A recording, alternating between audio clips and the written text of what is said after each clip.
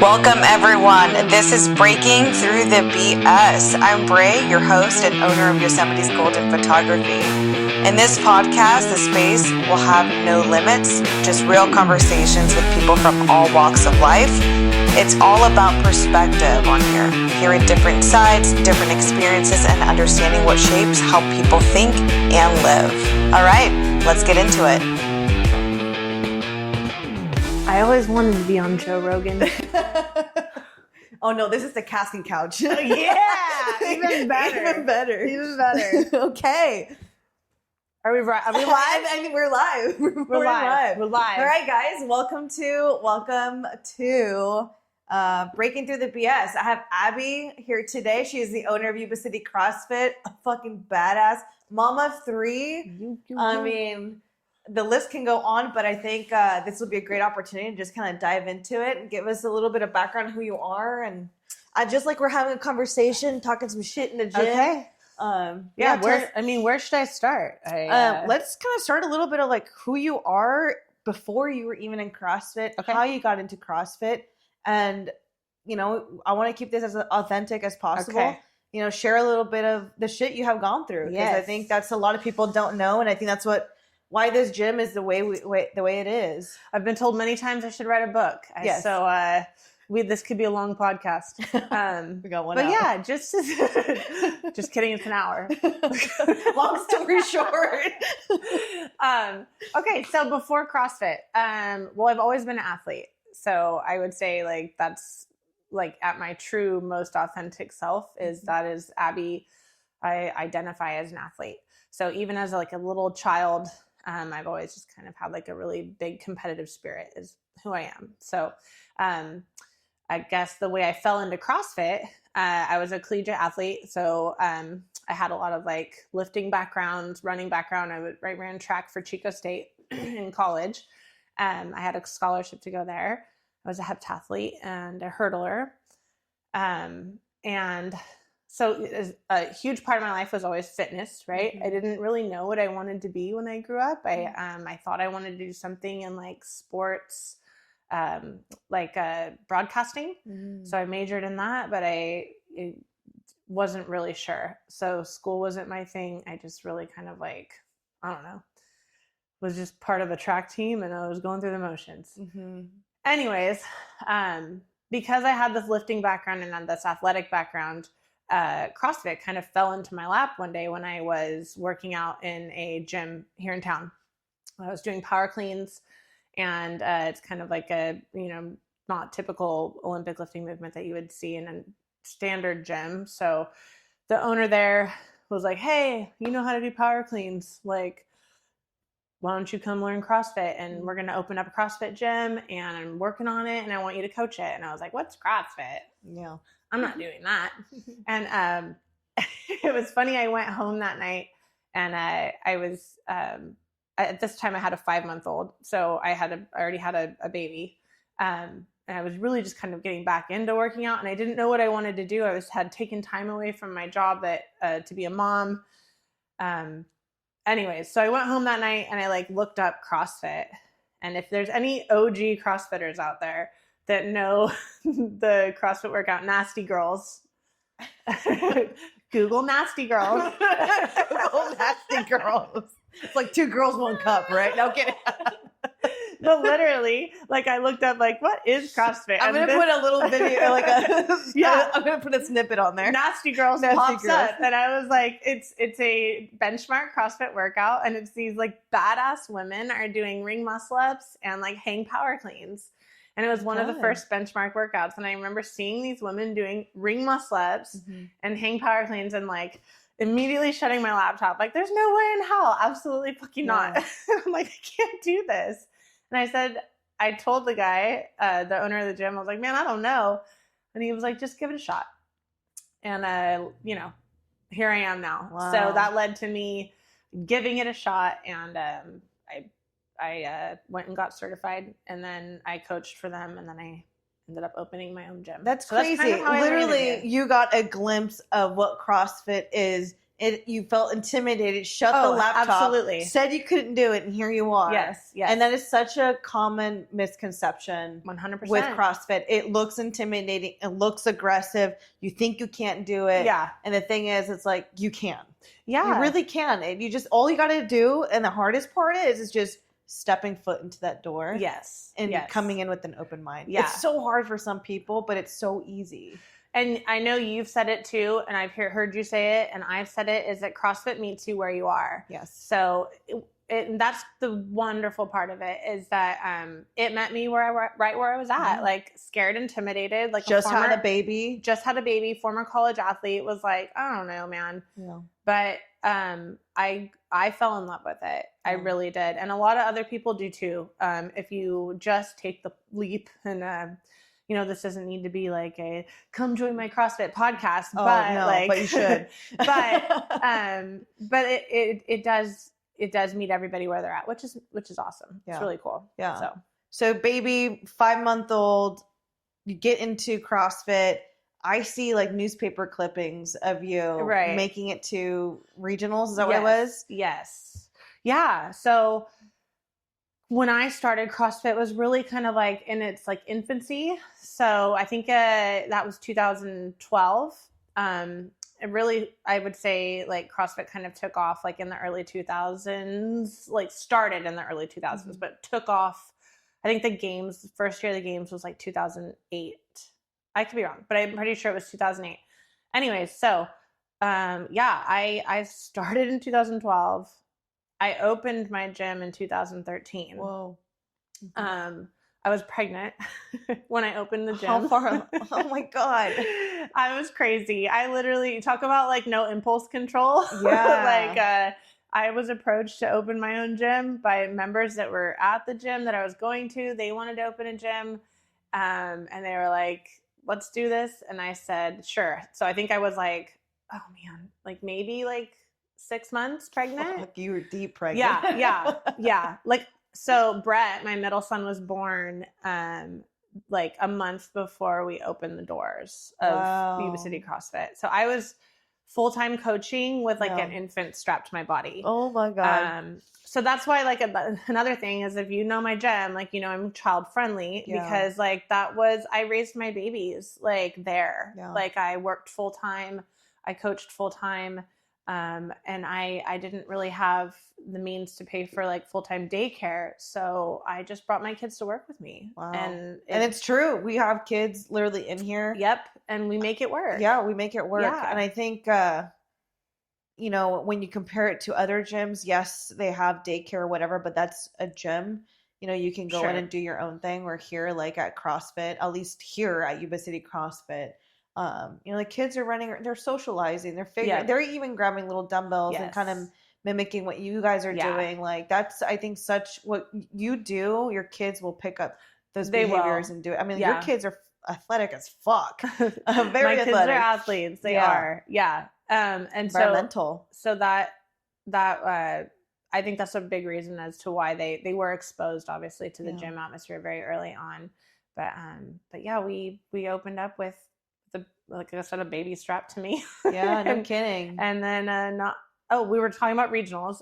So I kind of like, I don't even know where we were going with that, but the Open came around, the CrossFit Open.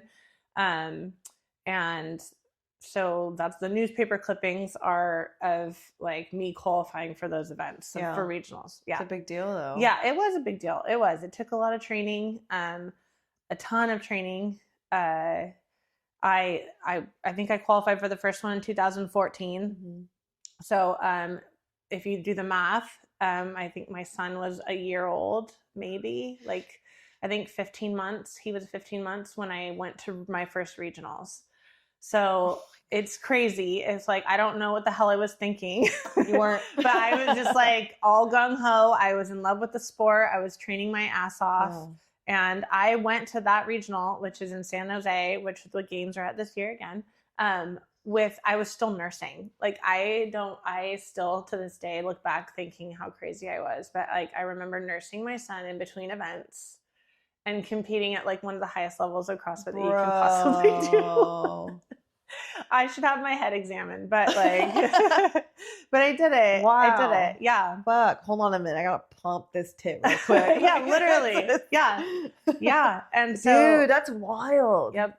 And it was crazy. And it was not necessarily like, I wouldn't necessarily say it was an enjoyable competitive experience for me. I did it and I'm so happy that I did. But like, glad it was over.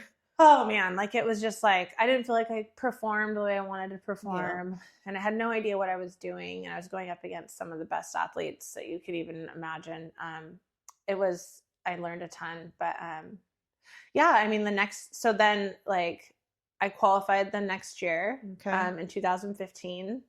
You weren't pregnant then or anything? So I was pregnant. Oh! So I think it was like a week or two before regionals, I was like, I'm late for my period. And I took a pregnancy test and I was pregnant and I like didn't tell Sweet anybody. Kate. Yes, sweet Kate. If you know my third, he's precious. He is precious. He's wonderful. And yeah, that I still went and I competed, but I pulled it out of the competition after the second day because it was just definitely like too much. A lot of stress, a lot of everything. Yeah. Yeah. And then I did it one more year. I qualified for the third time, which was crazy. I didn't think I would because they changed the format to like what's called a super regional. So it used to just be NorCal, SoCal. They changed the format to then it was California, Hawaii, and like, I don't know, some other, so much more way broad. Bigger. And I still qualified. So Cade was 15 months old again when I went, but we stopped nursing. Okay. So I did it right. We learned. Yep. Third time's a charm. Closed out my final regional with like not a baby on the boob, not a baby in the belly, just babyless. Babyless. That's nuts, dude. Yeah. Fuck. So it's funny now because like I see all these moms and I think it's amazing and it's wonderful. But like now if you follow like social media and like the CrossFit culture, there's a lot of moms that are like, oh, they show them like working out, like trying to like show their recovery after babies, like how to get back into fitness. And like, I was the pioneer of that. Okay. Well, I think you were beyond that, dude. So, but like, I get it. Like, I was like, man, I was like doing this before I even knew what the hell I was doing. Yeah. Like I was doing that. That like, craziness, I guess actually 10 was years legit. ago, like 10, 12, 13 years ago, I was doing that before like people knew they even really could, I guess. Right. Like, and I don't know if I recommend it. It's not for everybody. No, well, regionals too. Like, yeah. And I mean, like, but now, like, you see, like, Ariel Lowen, like, she's a mom, like, and there's a lot of other moms that are, like, you know, trying to, like, that they're very, like, huge advocates for, like, just because get your body moving. Right. Like, just because you're a mom does not mean mean that you cannot, like, you're still limitless. 100% can do whatever the heck you want. If you want to do it, it's there for you. Yeah. Like, so. One of the things I really appreciate about this gym is like seeing all the moms are expecting and they're still out here lifting. Yep. They're all doing it safely. They're all asking for modifications and stuff like that. But the thing I love asking them the most is, how was your labor? How was the birth? Right. Because everyone's is so different. Yes. And the one thing they said, and I've had clients and people here too, that didn't work out and then did start working out in 2 different pregnancies, and they wish they would have started working out much sooner because they made the labor a lot more, not necessarily easier, right, but definitely a lot more smoother, and the recovery afterwards, and so it's very important. I think you have very strong validation to prove to these women, like, you can bring your ass back in here and work out, but we're going to modify it. Right. We're going to be responsible. We're going to be safe. Yep. But let's get your body moving. Yeah. I mean, well, my business partner, Devin, his wife, who's also my business partner, is a NICU nurse and like has a lot of like postpartum research, and I've done it as well. But she's really kind of like devoted herself into like training after pregnancy and like working what you can do with your pelvic floor safely and like making sure that your core muscles have come back together. So, you know, I've learned through her, I've learned through myself, I've learned through coaching other women. We've had pelvic floor seminars here. So I would say like this gym is overqualified for like pregnant women, pregnant, postpartum, like all of that. Like we've seen it. We've seen it all. And it does help tremendously. There's nothing in the water, I swear. No. It does. We do have a lot of pregnancies. What did we have last year? How many, like? Dude, I think like I want to say like 6 or 7. I feel like just like went through. Yeah. So we got a lot of babies in here. A lot of babies in here. Awesome.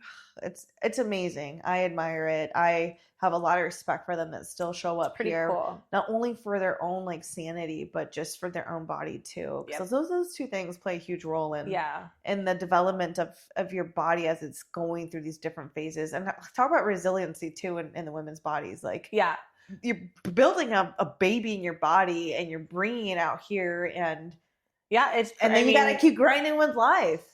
Yes. And I would say like as much as the fitness and the gym is wonderful for the physical aspect and getting your body back and all that good stuff, but more importantly, mental community. Yeah. Community, having moms here that have been through it, that know how hard it is, like how incredibly like exhausted you are, the hormone fluctuation, like your postpartum depression, which like I honestly, like I know that's such a like postpartum depression, it's kind of like a word that gets like thrown around very loosely. And I feel like honestly, and I could be wrong, but every single woman that has a baby in some way, shape, or form goes through some sort of depression. It's just like inevitable, whether it's a week or a year. Like that time that your hormones are changing, your body's changing, you're nursing and keeping a baby alive, or maybe you're not nursing, but like your sleep deprivation, you're trying to navigate a relationship with your partner that is new now. Like it's a lot. Yes, the gym is a wonderful place to come to get your body back and to feel physical and strong again, but it's really even more important just to like give yourself like the healthy endorphins and serotonin and like a mental checkout and a release, and then like the bonding time with other moms and other women. And so it's super important. It saved my life. The gym saved my life. And that's just scratching the surface. That's just scratching the surface. Barely scratching the surface. She's been to jail. I have. Plot twist. Like I said, you can write a fucking novelty about this. Yeah, I should write a book. When I started CrossFit, I mean, you have party tricks. Like I know that you'd like drinking and you liked having a good time, and you were still killing it at the gym and whatnot. But I visited you in jail. Yes. I've been through, I can't say like I've been through it with you, but I feel like I was there when I think you needed it the most. Absolutely. And this community has seen that too. And I don't know if a lot of people have known where you were, because you were gone for how long? I was in jail for 53 days. 53 days. And that seems a very long time. Yeah. But on the outside world, it was not very long. No, I mean like... Oh, no, when I mean outside world, like not behind bars. But in the grand scheme, 53 days is a blip, right? A blip in time. 53 days away from your children, 53 days away from your gym, your life, your family. 53 days in Sutter County Jail is a long effing time. Yeah. So give us a little background on like, yes, everything was great. You're a mom. You opened up this business. Like everything was going great. You were married. Yes. We're not married. Yeah. Went through divorce. Well, like here's a segue that like we were just talking about postpartum depression. Yeah. Let's start there, because like I would say that is almost what like now I'm like a new mom of 3 kids, running a gym, running a business, and a marriage that's unfortunately not surviving all of that. And that kind of led me to like the falling apart of the marriage, unfortunately, led me to lean on alcohol. And I do have like an addictive personality, which is also kind of like a word or phrase that gets like tossed around like so frequently. And it's like, oh, I have an addictive personality. Like, no, I have an addictive personality. It's real. Like now, like you do, I do, we do. Yeah. Like I'll latch on and it's like go time. Full So throttle. I typically go all in everything I do. And, you know, I mentioned earlier, like competitive kid, super like insatiable appetite for fitness, for competition, for sports, for life in general, honestly. Like I'm an extrovert. Like I want to experiment. I want to try everything. Like I want to go all in everything I do. So marriage falls apart, unfortunately. I end up leaning on alcohol to self-medicate. Addictive personality, gasoline flame. Yeah. Here we go. Exactly. Yeah. I mean, like for lack of better words and just to speed that all up, that's what happened. And I am a reckless person when I drink. I have no impulse control. Yeah. I feel like I'm invincible. Yeah. And so one thing led to another, and here I am with my first DUI. That DUI was during COVID, and I didn't even go to jail. Like it just felt like a slap on the wrist. Yeah. Right. So I didn't learn my lesson. I kept drinking. I think that was in 2020, maybe 2019. The second one, like I said, it continued to just like self-medicate. Like I was just like, was I still running my business? Yes. Was I running it the way I should have? No. Could I have done a way better job? Absolutely. Yeah. I was still showing up. I would say I was like functioning like alcoholic. Definitely were. Yeah. I still showed up. I still worked out. I still was crushing it. Still trying to be a good friend, still trying to be a good mom. Was I falling short in many of those relationships? Absolutely. Was I aware of it? Absolutely not. Like I was just like normal. I had given up on caring about a lot of things the way I should. And I just kind of continued to get worse and worse. And man, alcohol really can grab a hold of you. It just like anything can. And like it does not discriminate. It doesn't, unfortunately. So for many people as an outsider looking in, I think I hit it well for a while. Like they were like, oh, she's like super fit and like she has like 3 athletic kids and she still shows up to all their sporting events and she's running a business. Functioning, right? Yeah. Functioning. Anyways, I got the second DUI, I think like 2 years later. So I want to say like 2022 or 23, 2022. And that one, I did end up like doing the whole night in jail, right? Like, so they actually take me in and so I'm, oh my God, like, I can't believe this. Like the first time I didn't have to do this, they just like sent me home and it was like slap on the wrist and you do your like DUI classes and it goes away. You pay a bunch of fines and that's it. Second one, now all of a sudden, like things are getting more serious, right? Having to hire an attorney. And that one actually does get dropped down to like a wet and reckless. So, in hindsight, I wish that had never happened. Like, I wish I had had the consequences because I kept drinking. I kept drinking and I kept driving. And like, I think I want to say I had the court case for my second one closed and I got another DUI 3 to 4 weeks after that. Yeah, I remember that one. Like almost immediately. Yeah. And that was my rock bottom. And I thank God for it every day. I literally do. Like it was so horrible, but I am so happy that that happened to me. Not to like downgrade it or anything, because drinking and driving, no matter what, is irresponsible. It's irresponsible. You didn't hurt anyone. Thank God. You didn't have the kids with you. No, thank God. This is where like a lot of the scenarios, like again, not dismissing it, no matter what. Like you shouldn't drink and drive, period. No. We should have known better, but the outcome of this is definitely one of the more better outcomes. As bad as it was, as horrible as it was, I sat on the floor that night in that jail cell and was like, that's it. You're done. Like, this is it. You are 40 years old. You're about to turn 41. You either live the next 40 years of your life happy without alcohol, like, you know, hoping I'm halfway through my life, like 40, 80, whatever. That was like my rationale in that moment. Like you've got 40 years ahead of you, hopefully. like you either do it without alcohol and you change your life now, or you're probably going to kill yourself or someone else and end up here for the rest of those 40 years. So like I gave myself an ultimatum. I was like, you're either going to be here or dead, or you can change your life. And I just said like, just quit and see what happens. If it doesn't get better, if life doesn't get better without alcohol, fuck it. Go back to drinking. Yeah. Keep fucking up your life. Yeah. But give it a shot. Yeah. And see what happens. And I did. And I haven't drank since. How long have you been sober? So I've been sober for, well, that was January 16th of 2023. So just over 3 years.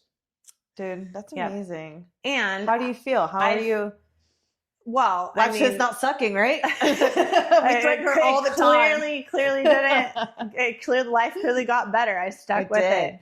I will say, like, that first year was tough because, like, to circle back to jail, like during that first year of sobriety, I fought a court case, right? Like I got sentenced to 53 days in jail. I spent 53 days in jail. I, had to bring on a business partner who, you would have have to shut down the business, right? Yeah. Like, I had to figure out how to financially keep my business alive. Your I had to earn my ex-husband's trust back because you better believe he wasn't going to let me drive with kids in the car. No, I wouldn't have either.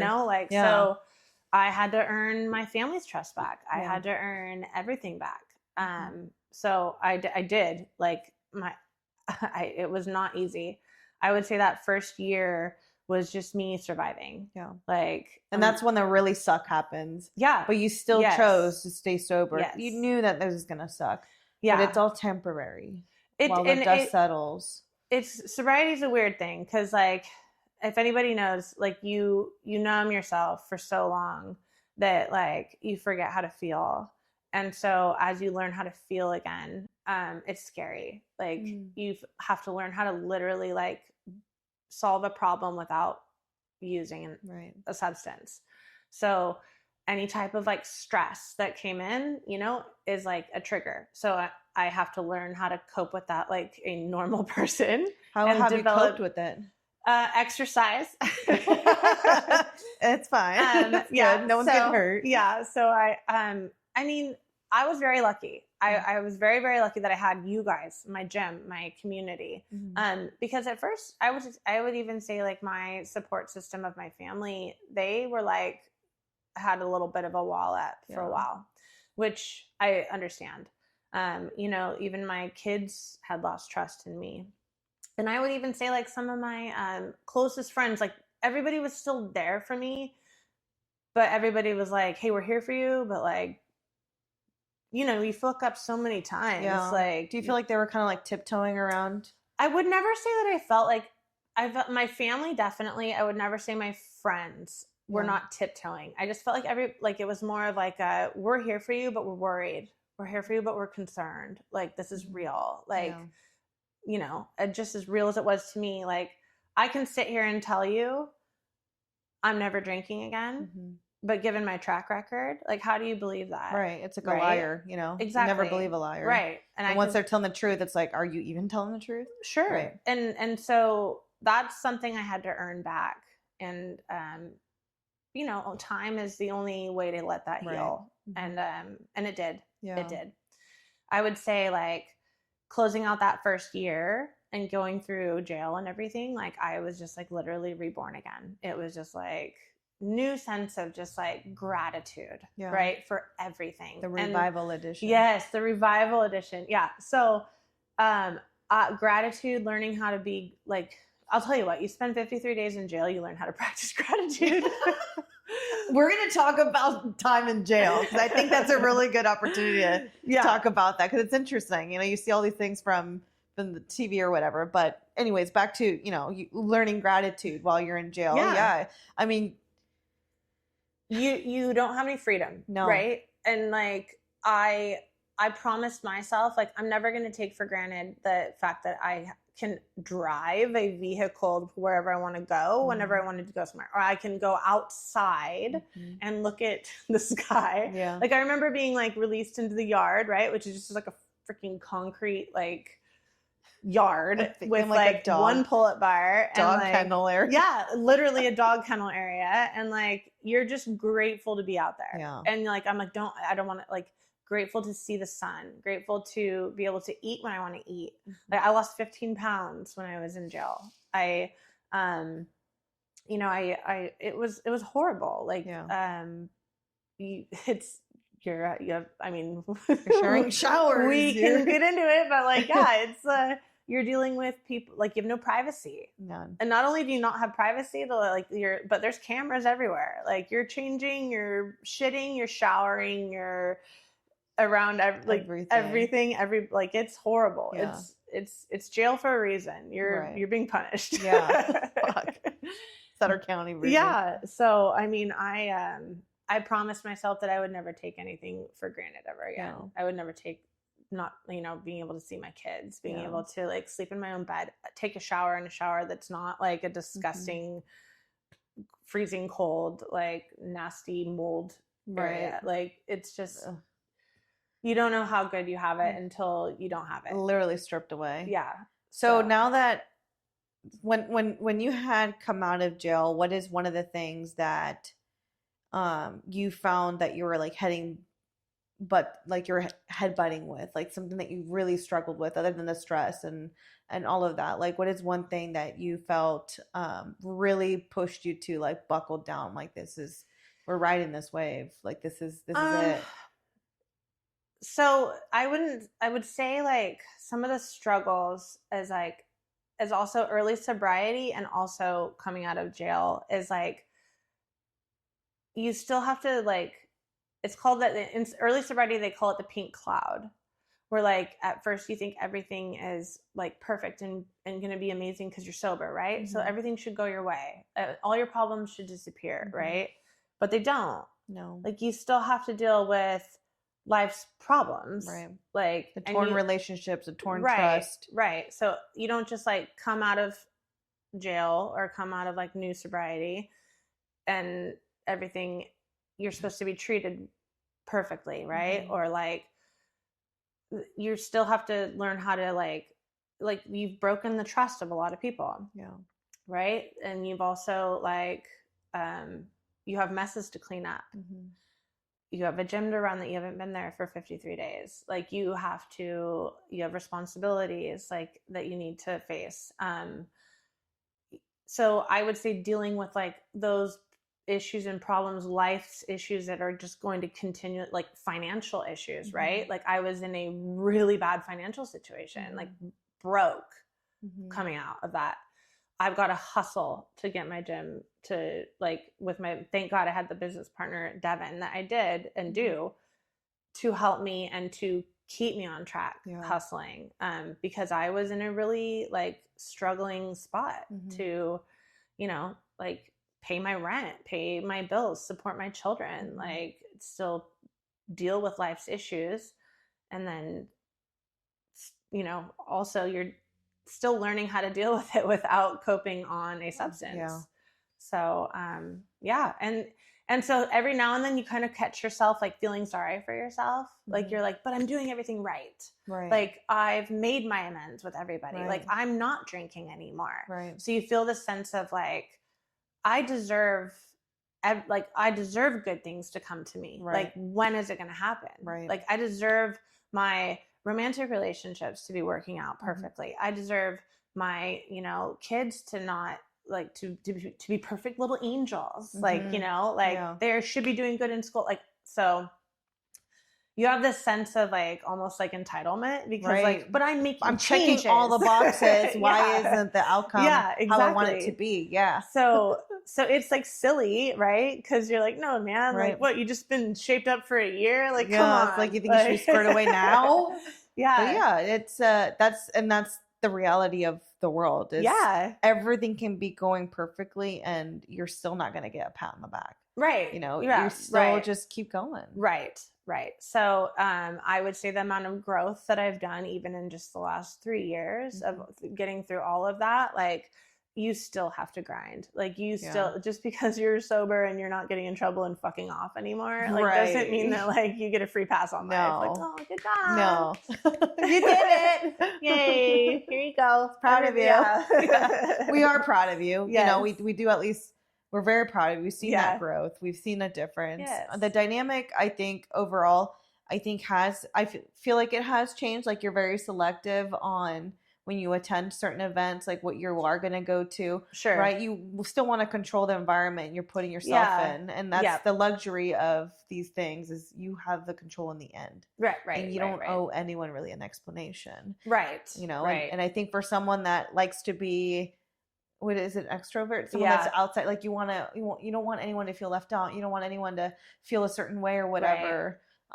You want them to feel comfortable, but like at some point you have to put yourself in the driver's seat and sober. Yeah. And you know, my kids too, like I definitely like, when like 53 days is not a huge amount of time, but for any mom, they'll understand. Yeah, that sucks. So like, I think what happened was the shift in that is that like, I realized that I did need to like, I really ended up prioritizing their time, their sports, their athletics, their school. I wanted to be as present as often as I could for them. Yeah. And so maybe I'm not as like, you know, social as I used to be, but I think that's your also priorities shifted. Yeah. 100% shifted. And as it should have. Yeah. That should have been it from the beginning. It should. Yes. For sure. But you know, that's where it's not the addictive personality, but the addiction itself, where it starts prioritizing the things that you do think is fun and entertaining and whatnot. Right. Well, I'm the first to admit, like I have FOMO. So like, I'm like, especially when I was drinking, like I wanted to be a part of everything. I wanted to be everywhere. Everywhere. Like, I want to do it too. Do it all. I'll be there. I'll be everywhere. I'll do it all. Yeah. So now I have a much like more healthier balance as far as like, I will say like with sobriety now, like, whereas before I did have to kind of like just be selective about like, if I was feeling triggered, like, hey, it's time to go, or maybe you don't go to an event. Like, the freedom that now I have that I do not feel triggered by alcohol anymore is awesome. Yeah. So like, I don't have that, chained to me anymore. Good. Like I used to. Yeah. So that's kind of nice. I'm sure people are around you. Do you notice? Like, I remember you had just gotten out of jail. We had our Christmas party. Yeah. Like the topic of alcohol was like, it just seemed like uncomfortable. It was like we're hiding it. Yeah. You know, like we're, you know, at an event where you're not supposed to have your own alcohol or something. And it's just like, well, this is not our problem. This is your problem for you to figure out. And people still, you know, wanted to be respectful about it, but it's like, we're not influencing you to drink. No. And I've always been like the person where like, I don't judge anybody like that. No. Like people, please partake. I wish I was somebody that could. Yeah. Like I just obviously know that I'm not. So I've never been like uncomfortable with others drinking around me. Even the beginning, I wasn't like uncomfortable with that. And I always wanted people to know that. It was important to me. Go enjoy yourselves. Yes. This is my shit that I am dealing with. This isn't about you, you know, enjoy it. Right. Yeah. I'll remove myself if I have to, but please carry on. Yeah. Like that is 100% how I've always felt. But naturally people that cared about me, I'm sure were, you know, just more guarded about it or like not wanting to be like, I would assume like no one's want to be ripping shots in front of me. At least not in the beginning. Now, by all means, rip away. Rip away. Send it. Yeah. Full send it. Yeah. It's all good. Well, jail. Like, tell us a little bit about jail. What was that like going in? We had a schedule lined up on who's going to go where, because we only had, 30 minutes to talk to you? I don't even think it was that. I think it was 15. 15 minutes. And we had 3 people. Like sometimes more. 3 or 4 people. Even if we just literally showed up, hi, you doing okay, blah, blah, blah, or whatever. Next person. Devin would try to send me, I was the messenger on business. He's like, you can't take your phone. You can't take anything. So he would text me what I wanted you to tell you. Yes. And I got to the point where like, we can't. I can't fucking do this. No. She can't do anything. Like, you're in charge. You deal with it. Let me just have this 2 minutes with you. Yeah. Kind of just chit chat with you and just, I don't know, like that. I feel like, let's dive into the jail part. Well, every Tuesday, Thursday, where's my visitation nights? And so like when you're in jail, you don't understand like that. You look forward to that. Yeah. Like that is just like anything like that is just like, okay, like here we go. And like, they're going to call my name in a minute. Yeah. It's going to be my turn. And I was like known for like, all right, your whole gym is here to see you. Like, who are you? Yeah. Why do you have all these people coming to visit Aww. you? Because like every Tuesday, Thursday, like the whole visitation area was full of like, you guys are my family, my boyfriend, like everybody was there. And so I looked forward to it tremendously. But yeah, I mean, like you guys would come in and we'd get however much time like you were allowed. And I truly cherished and looked forward to those moments. I do remember in the first few times that I had visitors was the most emotional I've ever been like in my life. Yeah. Uncontrollable. Yeah. Like I'm I'm not a crier. She doesn't hug. I don't hug. I don't cry. She doesn't cry. No, I'll show happiness and like joy frequently. Yeah. But like I a lot of times like my sadness, I don't know how to process it. But I do remember like being in there and seeing people coming to visit me was just crazy, like uncontrollable tears. Mm-hmm. Like, and I don't even really, it wasn't that I was sad. It was just like relief almost, or I don't even know. It was just like, it was emotional. Yeah. It was so emotional because it was heavy and it was scary. And it was like, I was going through it. Yeah. And I was trying to be really tough. And I was trying to be very resilient. And like, I went in, my kids never came to visit me, and that was by design. I didn't want them to have that. Yeah, I didn't want them to have that memory. But I called them every night. And I just remember like towards the end, it was fine. Like we would have like really good conversations. But the first couple times where I would receive visitors, or the first couple times that I would talk to them, like I just remember not wanting them to hear me cry, but it was like, I don't know how to not cry. Oof. Like I really wanted them to just hear me. I didn't want them to be scared because they were so scared. And I didn't want them to worry. I didn't want you guys to worry. I didn't want anybody to worry. I wanted to like be strong and like stoic. But I think that's probably what triggered the emotion, was like not allowing it to come out, was like suppressing it. Yeah. So interesting. So the visitors were awesome. And I got through jail just fine. I really did. Like that's my badge of honor. Yeah, no kidding. Yeah, beyond street credit. I do have a little bit of street cred. I worked out a lot. That was how I got through it. Literally. So in jail, let me just double check that this is still doing pretty good. Oh God. Still, blinking red light. Okay. Okay, so in jail, like explain to us the layout, the structure, the like the treatment and the food and all of that, because I think we were all pitching in money for you to Okay, so the money thing, so you have like commissary, right? And like you can buy things, but really it's just like, okay, so one of the first things I bought was I needed to buy a pair of shoes that I actually could like run in, because they give you like these like rubber clogs. So like Crocs? They're like Crocs, yeah. And so like I wore those for like the first week, and I literally ran in them. Like I would run around the little yard and do, if you're a CrossFitter, I would do forms of the Murph or Cindy. Like I would do push-ups, pull-ups, and air squats, like nonstop, and then run, and then do that again, and then run. And for the first week, I did that in like Crocs. And so like I got my commissary money, and I was like, okay, I'm gonna buy a pair. They looked like Velcro, like kind of like Converse. Oh, and, okay. Those were the shoes that you could buy from the jail. And so I bought those, and I bought like a pillow. Okay. And I bought earplugs, because they do bed checks every single night, and there's a huge ass metal door, and they like check every hour, sometimes more. And so you're awoke, you never sleep, really. It's like there's people screaming, yelling, there's drug addicts that are kicking fentanyl all around you, people vomiting and all over themselves, and like crazy people and fights and stuff. So it's loud. And so I bought earplugs. Yeah. Lights on all the time. So in the first cell that I was in, it did get kind of dark, and I had like you have like a common area that's like probably about this space, and then like there's like bunk beds off to the sides. Okay. And I had a bunkmate, and then I had like that was where I stayed probably for the first 4 weeks, 5 weeks.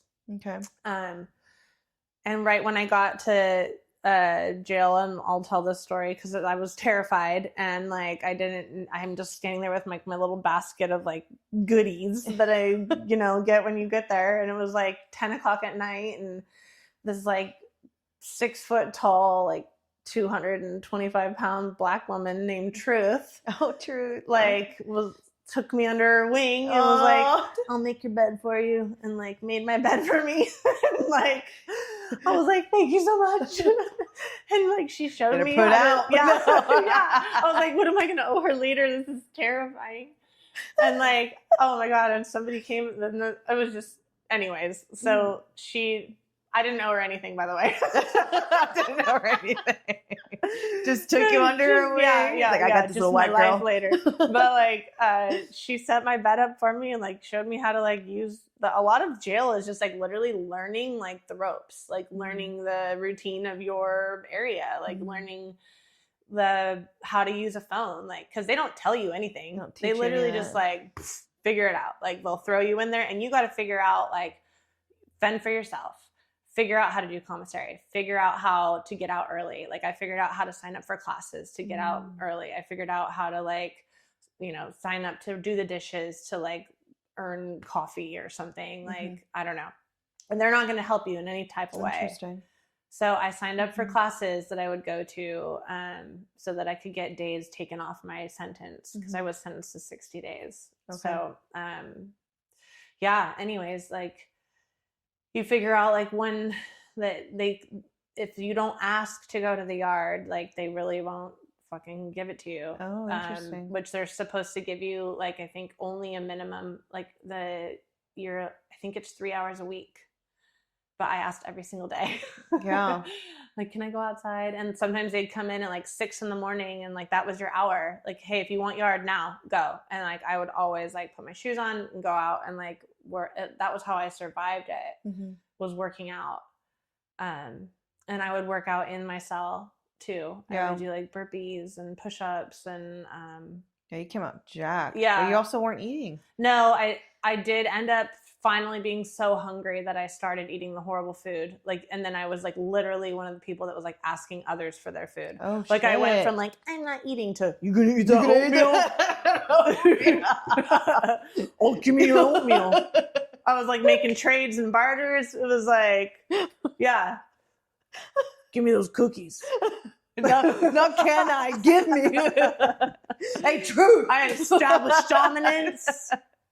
Did you get into any fights? Did you get into any scuffles? No. Like, what was your? I like kept to myself, and like Truth honestly was like a force, and everybody knew I was like Truth's friend, so like nobody fucked with me. Her friend. But I really did like keep to myself. I'm not some like gangster tough girl or anything. I was like, I just did my thing, and like there was fights. I saw many fights. Yeah.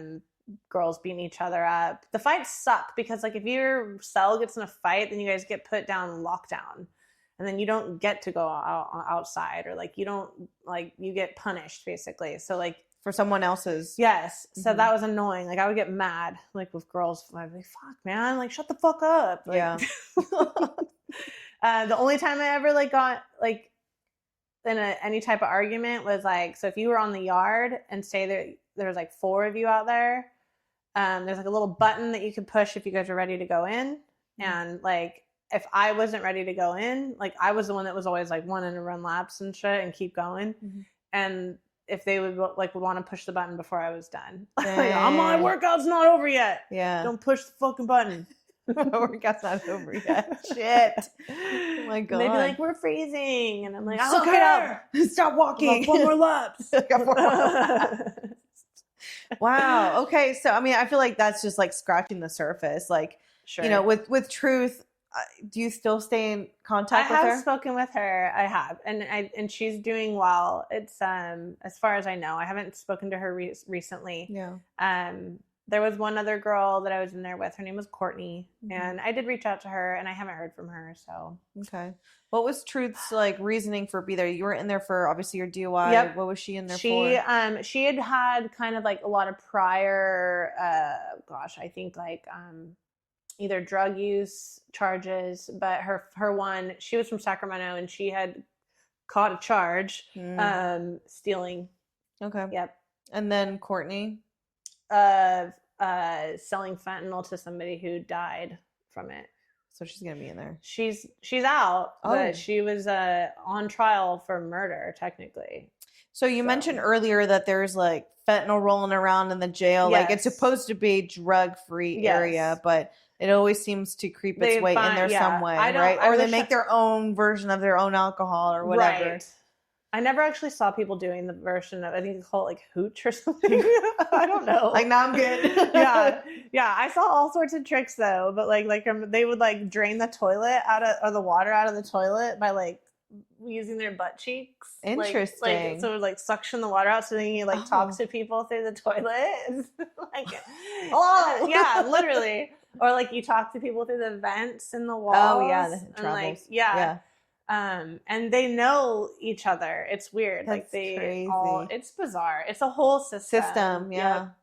Yeah. Interesting. But yeah, it's just crazy. And then like Truth would tell me all these like stories about how they would like pass like candy bars. They would drain the water out of the toilet and then like pass notes and like candy bars to each other. I think the county jail. There's a documentary on that. I don't know if you watched it or not, but it's no, I haven't, but they do it. I've seen them do it. It's crazy. It's crazy. Yeah. You know what? They are very creative. They're very crafty, very resourceful. We made dominoes out of soap. Okay. Yep. And then like yeah, like we played, and then Truth would be like, "Don't touch your eyes." You're right. Dang.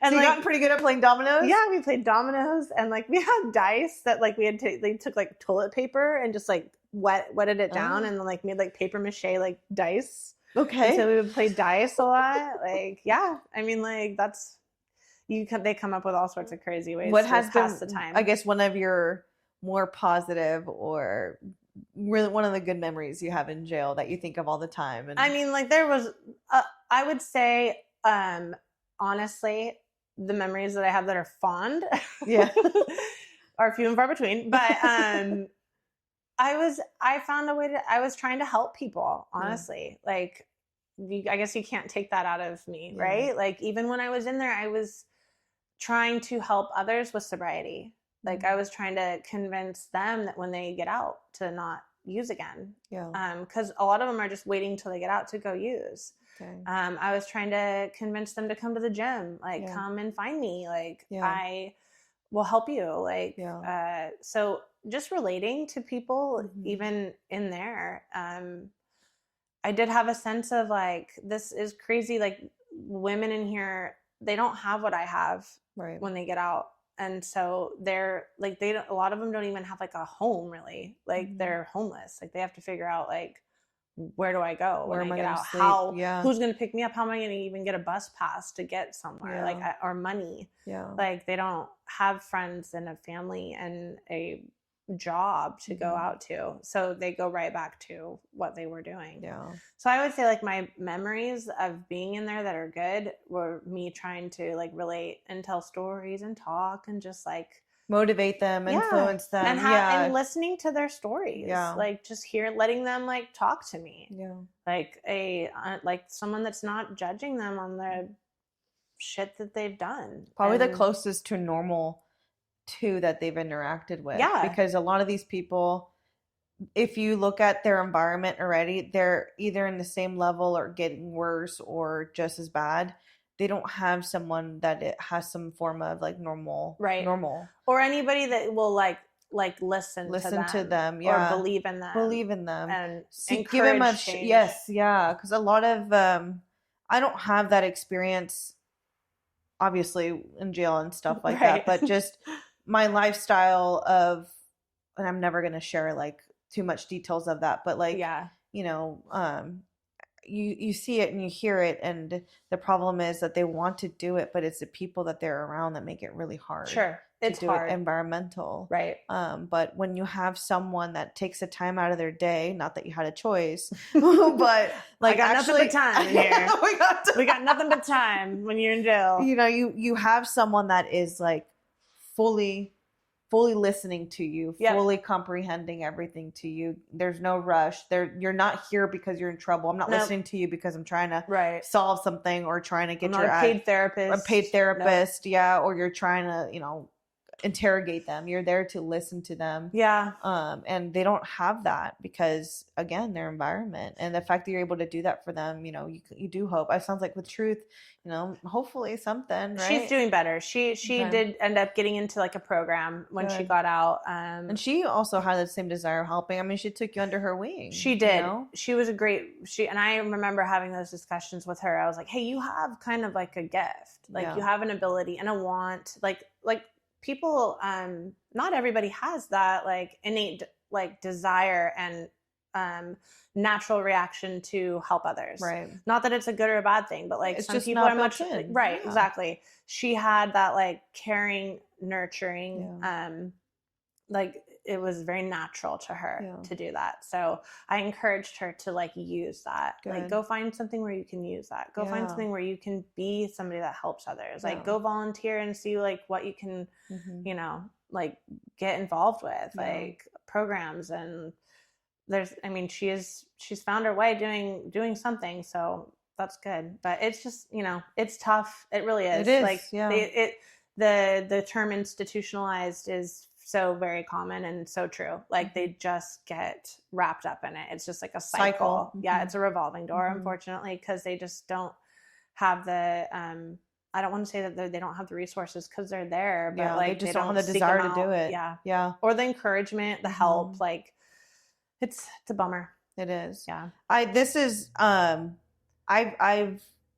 have people that work in the jail, so from a different perspective. And I hear great things and I hear really bad things. And there's some things that I question. Yeah. Like, have you seen any of that type of treatment? Like, is it male officers that are in there, deputies that are in there, female? Like, what does it look like from that perspective? Like, did you see anything in there that you're like, this is kind of questionable? Or? No, when I was there, I will say that like so for the most part, like in the women's area, like you really they try to keep women guards, like COs is what they call them. Officers. The guys are not like I never saw anything inappropriate. I know that happens, but I was really lucky, I guess, that like Sutter County, you did good. Yeah. Yeah. I mean, you hear scandals all the time, like in Sacramento, the Bay Area. All these scandals and things. I'm sure it happens. That was one of my worries. Yeah. Genuinely. Oh, yeah. That was one of my worries, just because I lived in Sacramento. I grew up in Sacramento. I didn't grow up in Sacramento. I lived in Sacramento, but, I established some roots there. And, I hear a lot of different things in the Sacramento County jails and whatnot. Yeah. And then I'm just like, is it as bad or is this better? It seems like jail is still jail, but I think the things you could be exposed to, like you're already trying to figure out the system in there, and now you're having someone basically like fuck you over. Oh, which are these correctional officers? Who knows? Like we see it. There's shady shit. Yeah. So that was one of my concerns. And I was really, I don't want to say like lucky. Yeah. I was so lucky to have my time there that I did. No, I would say there was nothing but professional correctional officers, and like for the most part, like honestly, like their job, like for lack of a better term, sucks. Yeah. Like they're dealing with some riffraff and disrespect. Yeah. Like, do I think that the way that inmates are treated all the time is good? No. I think that like sometimes like they do need to practice a little bit sense of like compassion, but on the flip side, like they're being disrespected too. Yeah. So where's the compassion? Exactly. Mm-hmm. So in my experience, if you treat them with respect, then they treat you with respect. Yeah. Like I was always really respectful, and I didn't like push the boundaries or like just listen to them. And you know what? They're cool with you. Yeah. And they'll shoot the shit with you a little bit and like bullshit around and like hey man, like after a while I was known as the girl that was always working out, and like they all knew I owned a gym, and they were like curious about the gym, asking me questions about that. So yeah, it was interesting. It's kind of just like, the true life inside and outside. You treat people with respect, you normally get treated with respect back. No kidding, right? Weird how that works. Blown. Yeah, what? I had no choice. No. Yeah. Dang. Okay, so with your kids coming out of jail, like what was that dynamic? Because your kids at that point, they were how old? They understood. Yep, 100%. Your oldest daughter, like she knows, she understands it, she sees it, she has access to resources where she can learn more. Yep. Same thing with your middle child. And yep. So, okay, that was 2 years ago, or a little over 2 years ago that I was in jail. So they were like 13, 10, and 8. Coming out, I mean, they were just excited. So excited, right? Like they couldn't wait to see me. I spoke to them every single day. So like I didn't really feel like I missed a beat as far as that went. Like I knew all of their sporting things that they had done, like wrestling tournaments. Like I missed my son's championship football game. I remember that. Like so I mean, as far as like the dynamic, like that, nothing really changed. If anything, I just wanted to be around for everything after that. And like, I'm very open and honest with my kids. They know exactly why I was there. I tell them about what it was like when I was in there. I tell them like, like what I did. They know what happened. They know all about drinking and driving. Like they know about alcohol. Like they have it was unfortunate that they had to learn these lessons early, but I have never tried to hide it or downplay it. It's always just been like a very open book. Yeah. And now because of that, I will say like my daughter is 15. She'll be 16 in September. There's a lot of her friends that are experimenting with alcohol. Like they're doing that. Yeah. And like she has zero desire, and like we talk about it all the time, and like what that means and what that looks like. And like I understand that kids want to party, and I was one of them. Like I get it. I know that it happens, and like we have a really like open line of communication for that.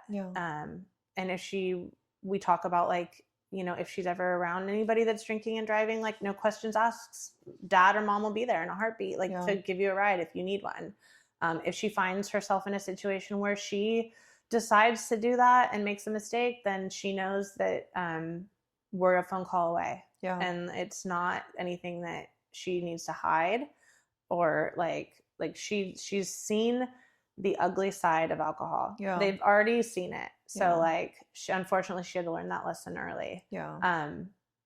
But at least we talk about it. Yeah. And like, I don't know. What about with the boys? I feel like with the boys, I won't say the conversation's a little different, but it is. They're a little bit younger, but they're boys. First off, they're a little bit more.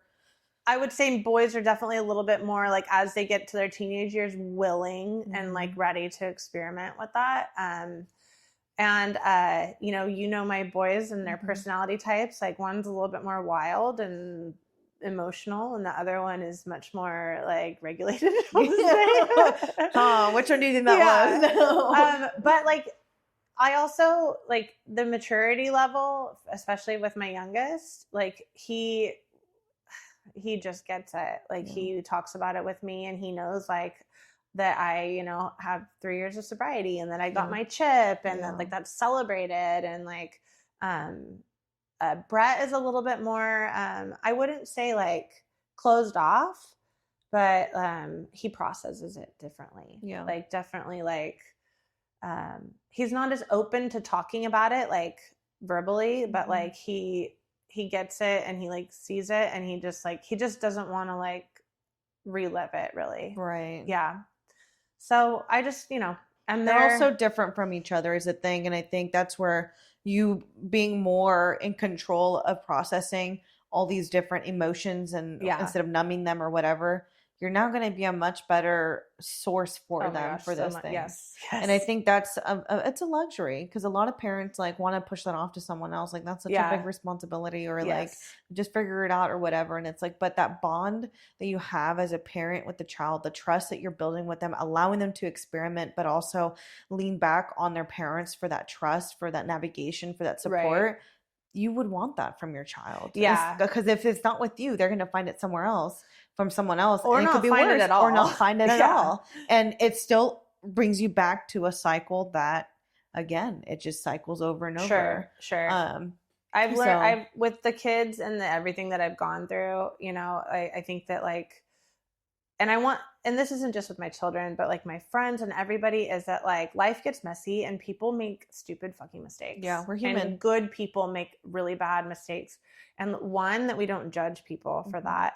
But like, two, we help them and we are there for them to like get better. Yeah. Right. And so it's like really not like really what you do in your life, like the mistakes that you made, but it's how you recover from them. Yeah, your actions. And like that's kind of been like my thing with my kids, is that like, yeah, mommy made some like really bad decisions. Really bad. And like we can laugh about it now, but it's where I am now, that we like, look what you know, but I learned from them, but on the flip side, like I have tried to like make myself available to others that need help. Like now I'm like, want people to like reach out to me if they're struggling. Like I want people to see that like there are success stories that like you can make these mistakes and get better from them. And like, that's what I want my kids to see, is like that this is real. They're not immune. They're going to go through something. Like we are going to come to a point in time with them at some point in their life where they're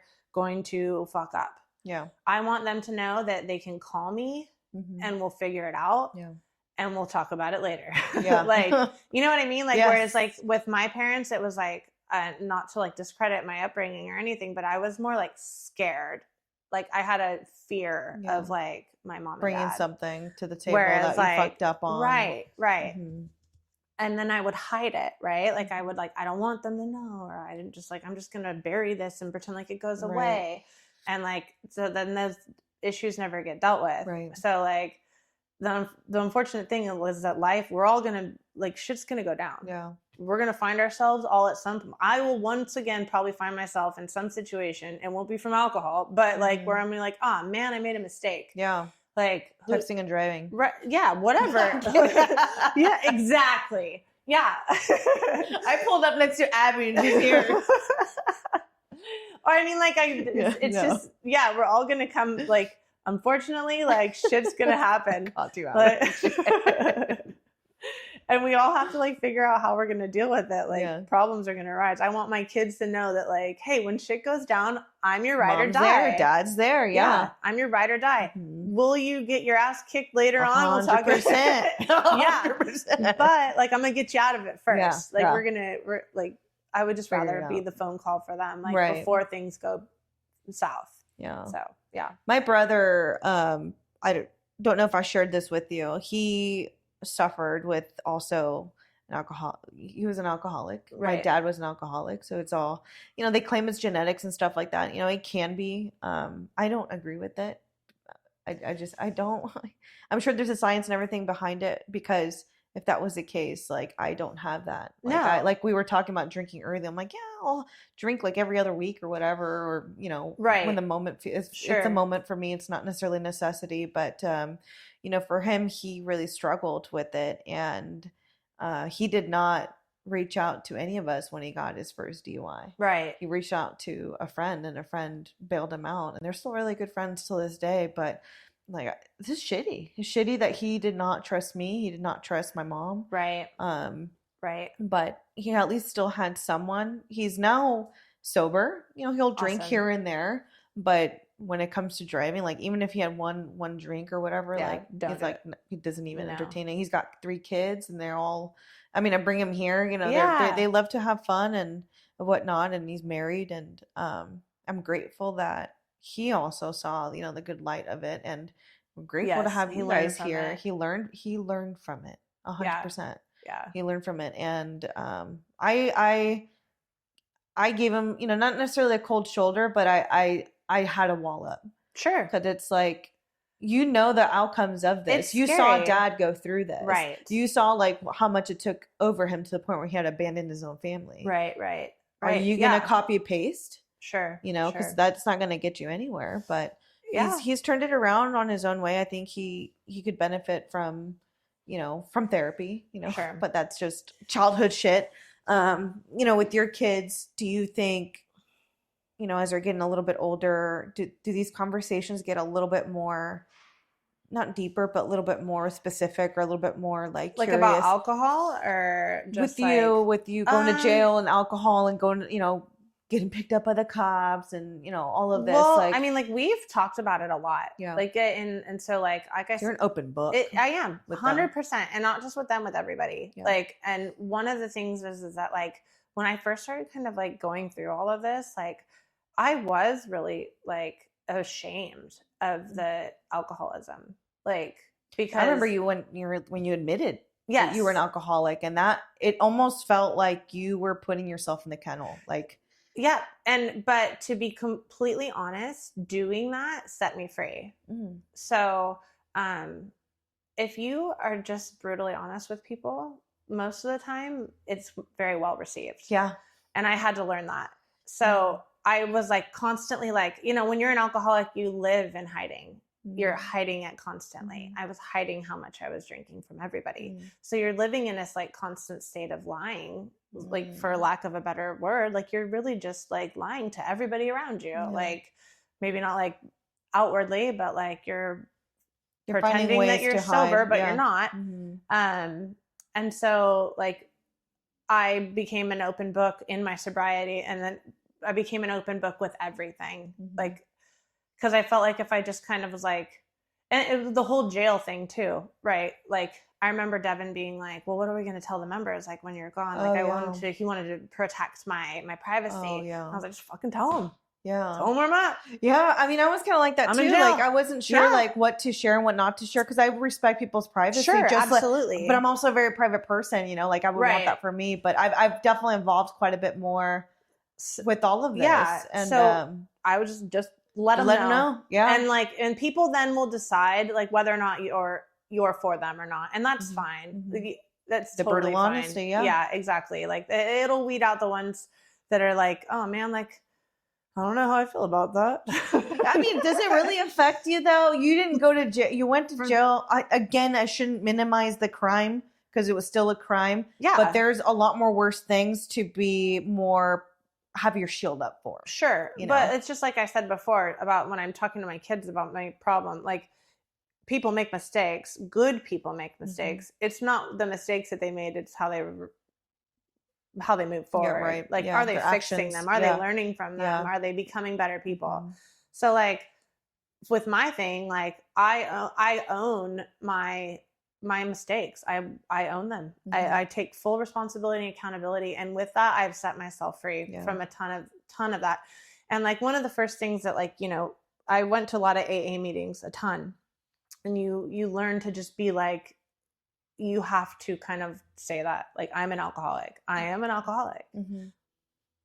Period. It is what it is. Like, and you own everything that you've done. Like you come to terms with all the wrongs that you've done and you just like own it. And it's like, you meet yourself where you're at. Yeah. It's just full circle. Just like CrossFit. Yeah. It's like, yeah. You know what I mean? Yeah. You meet, and they so meet like, you where you're at. And then you are free to grow. Yeah. It's just really on the spot. Not to get fucking weird and cliche and like whatever, but like it just being brutally honest with myself and others about what I've done and how I've overcome it has allowed me to meet myself where I'm at and just be better from it. People appreciate it. I appreciate it. I brag about it. You know, it's not that I brag that you went to jail or anything, but like, yes, you fucked up, but you cleaned yourself up. Yeah. And you got yourself really dialed in with your relationship with your kids, you know, with the business, with their members, with yourself. You know, it just all seems to have finally, like the dust has actually settled. Yep. Yeah. You know, I would go as far as to say like remember how I said earlier, like I was like, why am I not succeeding like right away? How come like there it is. like I was like I want it now. And like I would say like right now, like we're like thriving. Like things are going well. Like is it things perfect? No, but like it's great. On all other things like being considered, like life is good. Life is really good. Yeah. So life is precious. It's very it's I keep saying it's a luxury, but it really is a luxury if you know how to live it. Yeah. And living it is so simple. Dude, for me it is. Yeah. Like I'm a simple girl, man. Yeah. Like I need to be able to work out. Yeah. I need time with my kiddos. Yeah. I need to snowboard in the winter and like kick it with my friends in the summer, and like that's it. I don't need much else. Yeah. Like so and going through all of that in my life, like all of my divorce and my alcoholism and my losing relationships with friends and family and rebuilding them again, and almost losing my business, like this fucking close, dude. Yeah. And like having that all come full circle, like here I am 3 years later, 6 years after my divorce, almost 7, like it's finally like I'm 44 years old and I'm finally grown up. Here I am. It's better late than never. Yeah, absolutely. It's better late than never. I know that there's like a handful of members here that have also struggled with some form of addiction. Sure. And these are things that even myself I'm learning about, and these are members that have been here for years or whatever. Or we see current members that we know that are struggling or trying to negotiate with their drinking or whatever. Right. And it's just kind of like when you see that, like that's their journey to kind of go through. Yeah. But like, what is your take on how would you approach it if you were looking at it from the outside, no strings attached, no relationship, like with their relationship with alcohol or like addiction? Addiction is like a spectrum, right? Alcoholism is a spectrum. Like we think of people that are like alcoholics and you think of like this like stumbling bum like on the street that can't like wakes up in the morning and drinks and is constantly drunk throughout the day, or a drug addict that's like shooting up nonstop, like, or a tweaker's walking down like, but that's like our extreme version of addiction that we're seeing. But the spectrum is crazy is that like then there's people like myself where like I was somewhat functioning. So I mean that's kind of like what addiction it looks so different to everybody, so it's hard to say like everybody's treatment and coming to terms with it is going to look different. Right. Like they say everyone's rock bottom is different. I think some people think that they have an issue, and some people can develop a way to learn moderation and others cannot. Yeah. There is no one size fits all. No. All I can do, I guess what I've learned with mine is that like I just encourage people, like, one, because I learned this with myself, not any one person can convince you ever to quit, ever. Right. Like I do not. Yeah, 100%. And that is it's a horrible feeling for people that are loved ones. So like my family probably forever wanted me to stop. Yeah. Just my kids probably wanted me to stop, and I knew somewhere in my head that I needed to stop. Did I ever plan on quitting drinking? Absolutely not. No, you didn't want to. Never, ever. Yeah. Ever. It has to come from within. And so like I cannot tell people, hey, maybe you should stop drinking and expect them to listen to me. So I really honestly frequently just don't even say that. Yeah. Now, do I tell people like, hey, take 30 days off, or like do a challenge, or like, do something. Yeah. But like for most of the cases, that's just helping people live healthier lives, like encouraging them to like, you see them killing it here, you want to see them kill it even more. Right. Like I do believe that like alcohol should be something that is definitely in moderation, especially if you have fitness goals. Like in a lot of instances, it should be completely eliminated if you're very serious about your fitness goals. But I expect people to live their lives, and I'm realistic in that. And so like moderation definitely is probably best for everybody. Yeah. But as far as like with people that I know that struggle in here, I can only lead by example and listen and and be here for them. That's all you can do. Yeah. Other than that, like, it has to be from themselves. From themselves. Yeah. Yeah. Well, shoot, I feel like we yapped for quite a bit. Is there anything else that you'd like to kind of like tackle or share? Or I feel like you guys know a lot about me now. yeah, no kidding. I asked her earlier, when was the last time you had sex? Oh, No kidding. and that's a wrap, guys. And that is a wrap. No, I think that's it. Like I said, it's like if anybody takes That's the core. That's it. I feel not only like that's the core of your identity, but I think that's like the core of like that's what makes you so unique, so different, and why we're so proud of you. Thank you. We genuinely, we really are proud of you. I know that you guys are proud of me. I am blessed. I really am. I got a community behind me, and that's why we care today. Yeah, because these guys got me through it. So no, so that if anybody is listening to this that does, want to come here, that is just know that like I'm relatable. I'm not perfect. I make mistakes. Yep. And I only want people that like to learn from like that and just feel like no judgment zone on anything. No, on anything, really. You're a sounding board. Is that how they say it? Or you're and that goes for like fitness, addiction, whatever. Like if you're just somebody that just wants to like better themselves, like this is the place to do it. 100% the place to do it. Because like we've all been come here to do mistakes. Come here to fuck up. Come here to like put yourself in a vulnerable position. Yes. Come here to try something new. This is the place. There's so many people that are paying to be here because they want to do that. And we're seeing it. I always tell my members and my coaches and everybody that this is where you come to fail. Yes. So like this is have where fun doing it. You come to like mess up and get like vulnerable and like let things fall apart and then like pick up the pieces and rebuild and then just like like break yourself down. Yes. Break yourself down physically and emotionally It's and great. then get built back up. It's so good. Yeah. It's so good. All right, guys. Well, I think that's good. Thank you. Yeah, thank you. I appreciate you so much. Deuces. Oh man. Was it? Yeah, it was. Was it? Was it? Yeah, I it had to was. pee so bad. Oh.